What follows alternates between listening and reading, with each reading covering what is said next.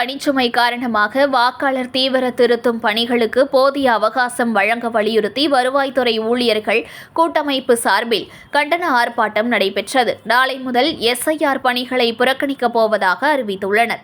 வாக்காளர் தீவிர திருத்தம் பணிகள் எஸ்ஐஆர் தேர்தல் ஆணையம் சார்பில் நவம்பர் 4ஆம் தேதி முதல் டிசம்பர் 4ஆம் தேதி வரை 1 மாத காலம் நடைபெறுகிறது. இதில் அரசு ஊழியர்கள், வருவாய்த்துறை ஊழியர்கள் ஈடுபடுத்தப்படுகின்றனர்.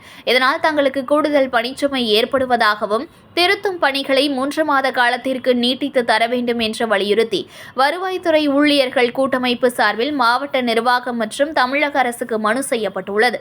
இருப்பினும் உடனடியாக பணிகளை நிறைவேற்ற சொல்வதால் கூடுதல் பணிச்சுமை ஏற்படுவதாகவும், நாள் பற்றாக்குறை ஏற்பட்டுள்ள நிலையில் பெண் ஊழியர்கள் முதல் அனைவரும் தினமும் பல மணி நேரம் உழைக்க வேண்டிய நிலைமை ஏற்பட்டுள்ளதாக தெரிவித்துள்ள வருவாய்த்துறை ஊழியர்கள் சங்கங்களின் கூட்டமைப்பு நாளை முதல் எஸ்ஐஆர் பணிகளை புறக்கணிக்கப் போவதாக அறிவித்திருந்தது. இதனை வலியுறுத்தி தாலுகா அலுவலகங்கள் முன்பு கண்டன ஆர்ப்பாட்டம் நடைபெற்றது.